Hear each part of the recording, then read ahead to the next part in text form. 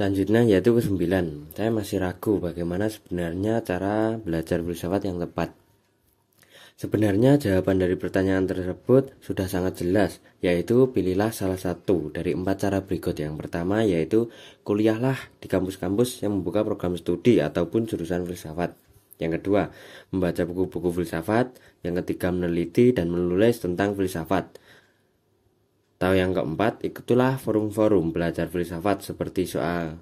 Misalnya antara lain adalah yaitu ngaji filsafat yang di surat ataupun di pemantiknya yaitu penulis buku ini yaitu Fahrudin Faiz. Dan yang ke-10, untuk apa kemampuan berfilsafat dalam hidup saya? Apabila dicermati, sebenarnya filsafat bukan sekedar pendalaman intelektual, melainkan juga pengembangan pribadi.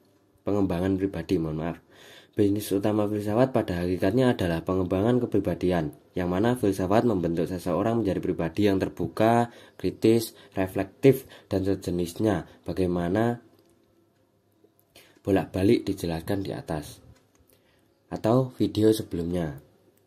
Filsafat dikembangkan atas dasar rasa ingin tahu.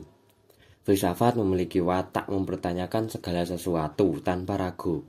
Filsafat tidak hanya melatih seseorang tentang cara memahami sesuatu, tapi juga cara mempertanyakan sesuatu. Nah, ini jika kita benturkan dengan sistem pendidikan kita, secara umum pendidikan kita selama ini hanya fokus pada cara menjawab persoalan ataupun menemukan solusi.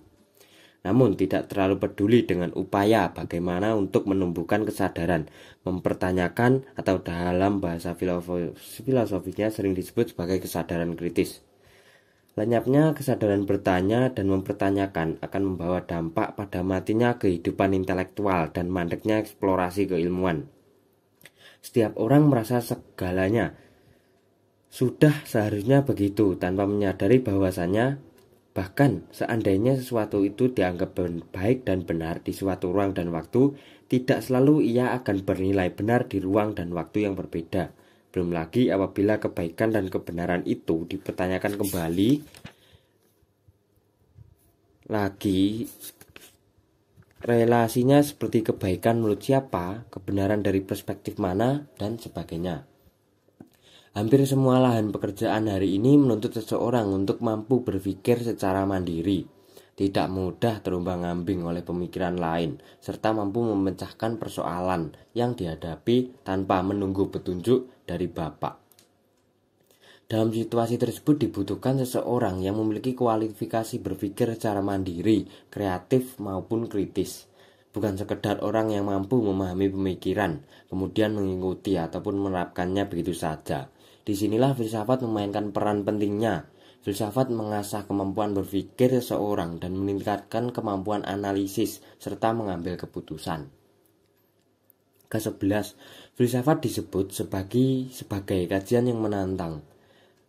Siapa yang ditantang, apa tantangannya, dan di mana aspek menantangnya itu. Tantangan filsafat pertama diajukan kepada setiap orang untuk menguji hidup, baik hidupnya sendiri maupun kenyataan-kenyataan hidup yang beredar di sekelilingnya, sebagaimana diuraikan di jawaban pertanyaan sebelumnya. Di sisi lain, pemikiran-pemikiran ataupun ide-ide, ungkapan-ungkapan tertentu para filosof besar seringkali memang berisi ungkapan-ungkapan yang menyentak, unik, dan menggugah. Ungkapan-ungkapan tersebut membuat kita mau ataupun tidak mau merenunginya lebih dalam untuk bisa menggapai maknanya dan setuju atau tidak setuju atas pertanyaan yang diungkapkan. Sebagai gambaran, berikut ada beberapa contoh pertanyaan para filsuf besar yang menantang untuk dipikirkan kembali. Yang pertama ada, segala sesuatu tidak perlu diulang tanpa ada kepentingannya. William of Ockham. Kedua, kehidupan manusia itu sendiri menyedihkan, menjijikan, kasar, dan pendek. Thomas Hobbes. Yang ketiga, hanya ada satu problem filsafat yang serius, yaitu bunuh diri. Albert Camus. Yang keempat, tidak ada sesuatu di luar persepsi. Bishop George Berkeley. Yang kelima, tidak mungkin mempercayai dan menganggap benar suatu hal yang tidak memiliki dasar sama sekali. Bertrand Russell. Yang keenam, ada satu hal yang bisa dipercaya oleh seseorang filsuf, yaitu membedakan diri dengan filsuf yang lain. William James. 7. Kita adalah apa yang kita lakukan berulang-ulang. Oleh karena itu, kesempurnaan itu bukan aksi, melainkan kebiasaan. Aristoteles. 8. Hanya ada satu orang yang bisa memahamiku, dan itu pun aku tidak yakin benar. G.W.F. Hegel. Yang ke-9. Sejarah adalah ajaran filsafat dengan contoh-contoh. Thucydides. 10. Faktor-faktor yang membuat kejahatan menang adalah orang-orang baik yang diam. Edmund Burke. 11. Kalau manusia memang terlahir bebas, mereka tidak akan membuat pembagian tentang baik dan buruk. Baruch Spinoza. 12. Apapun yang masuk akal itu benar, dan apapun yang benar pasti masuk akal. G.W.F. Hegel. 12. Menunjukkan seseorang keliru itu suatu hal, dan menunjukkan kebenaran itu hal yang lain. John Locke. 13. Dalam segala sesuatu ada bagian dari segala sesuatu. Anaxagoras. 14. Pemberani adalah ia yang tidak hanya mampu menaklukkan musuh-musuhnya, tetapi juga kesenangan-kesenangannya. Demokritos. Dan 15. Dan yang terakhir, setiap orang lahir tidak tahu mengapa, menjalani hidup dan berbagai kelemahannya, lalu mati secara tiba-tiba. Jean Paul Sartre. Akhirnya, sudahkah Anda tertantang oleh filsafat atau belum tertantang dan hanya tergelitik? Monggo ngopi lagi lalu teruskan membaca. Yogyakarta, 24 September 2017. Fahrudin Faiz. Sebuah pengantar. Sejujurnya saya sendiri tidak mudah mengkategorikan buku ini termasuk ke dalam genre apa. Judulnya memang ada kata-kata filsafatnya, tetapi jangan berharap di dalamnya akan ditemukan pemikiran-pemikiran unggul dari para filsuf besar atau narasi sejarah tentang perkembangan dunia filsafat. Buku ini secara umum memang banyak berisi petunjuk untuk persiapan-persiapan mental bagi mereka yang ingin belajar filsafat dan tertarik dengan dunia filsafat. Namun kiranya terlalu jauh kalau buku ini disebut sebagai buku psikologi. Buku ini juga berisi saran-saran strategis bagi mereka yang ingin berkiprah di dunia filsafat. Namun menyebut buku ini sebagai buku tips and tricks berfilsafat kiranya juga terlalu menyederhanakan permasalahan, karena jelas di dalamnya banyak juga berisi analisis, reflektif, dan bahan kontemplasi. Apakah buku ini adalah jenis buku pengantar filsafat? Memang ada sangat banyak buku pengantar filsafat yang biasanya berbicara tentang wawasan dasar filsafat dan sekilas mengenai sejarah filsafat. Namun, buku ini mungkin diperlukan justru sebelum seseorang memulai belajar filsafat atau sebelum ia membaca buku-buku pengantar filsafat. Bahkan ada kesan bahwa buku ini sengaja menghindar dari menyebut kembali informasi-informasi teoritis yang sudah banyak dibahas di buku-buku pengantar filsafat. Dalam buku ini dicantumkan banyak hal yang harus diperhatikan saat seseorang sudah menegaskan niatnya untuk masuk ke dunia filsafat. Di buku ini dapat ditemukan informasi awal tentang apa dan bagaimana filsafat. Di buku ini juga diungkapkan bahwasanya panduan sikap, mental, dan perilaku yang diperlukan dalam berfilsafat. Bahkan di buku ini juga diuraikan strategi-strategi praktis dalam aktivitas kefilsafatan tertentu seperti membaca dan menulis filsafat. Apabila disederhanakan dalam satu kalimat, visi buku ini adalah menjawab pertanyaan, apa yang harus dilakukan, bagaimana bersikap dan perilaku, serta seperti apakah para seorang filsuf itu, ataupun apakah bagaimana bersikap dan berperilaku, serta seperti apakah profil seseorang filsuf itu. Hafal banyak teori filsafat dan mampu menguraikan berbagai tema kefilsafatan secara panjang lebar jelas bukan merupakan kriteria utama seseorang sudah menjadi filsuf. Meskipun dengan keahlian tersebut, sudah layaknya ia disebut sebagai ahli filsafat. Untuk menjadi filsuf, pertama-tama seorang harus mampu berfilsafat.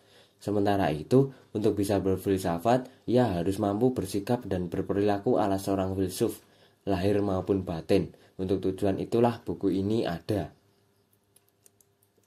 Sebenarnya tidak sedikit orang yang mampu dan memang sudah bermental dan berperilaku layaknya seorang filsuf, baik mereka yang berasal dari dunia filsafat sendiri, serta tidak menutup kemungkinan juga filsafat mereka yang berasal dari disiplin kajian yang lain. Hanya saja, biasanya mental dan sikap yang filosofi itu muncul dan berjalan begitu saja, tanpa disadari dan dicermati keberadaannya secara serius oleh orang yang memilikinya. Maka buku ini sebenarnya sekedar sebuah upaya untuk mencermati fenomena perilaku dan mentalitas seorang filsuf dan mendeskripsikannya. Di sisi lain, banyak di antara mereka yang belum lama memasuki dunia filsafat atau mereka yang mengamati dunia filsafat dari luar dan ternyata keliru dalam mengidentifikasi apa dan bagaimana para filsuf dan dunianya itu. Kekeliruan-kekeliruan semacam inilah kiranya yang memunculkan berbagai pandangan negatif dan kritikan yang tidak pada tempatnya terhadap filsafat. Asumsi-asumsi bahwasanya filsafat itu ruwet, mengada-ngada, tidak mau diatur, ingin menang sendiri, mengacaukan ketertiban, anti spiritualitas atau agama, membuat susah hal-hal yang mudah, membuat rumit hal-hal yang sudah jelas, sampai gambaran seseorang filsuf sebagai orang yang sesuka hati, hidupnya tidak terurus, berambut gondrong, jarang mandi, menyebalkan, dan sebagainya. Semuanya dapat dikatakan berawal dari misidentifikasi terhadap apa itu filsafat serta bagaimana perilaku dan sikap mental seorang filsuf. Bab-bab dalam buku ini juga sengaja ditulis dengan ringkas. Setiap satu pokok bahasan ditulis dalam satu tulisan pendek agar pembaca tidak terlalu sulit untuk dapat mencari ide pokok dari tulisan itu sendiri. Diharapkan pembaca buku ini juga bisa menamatkan satu judul sambil mengantri di dokter gigi, menunggu bus kota di halte, mengisi waktu luang di teras rumah atau kegiatan lainnya. Cara membaca buku ini juga bebas, pembaca bisa mencari tema yang disukai dan membaca secara acak, bisa dari depan ke belakang ataupun sebaliknya.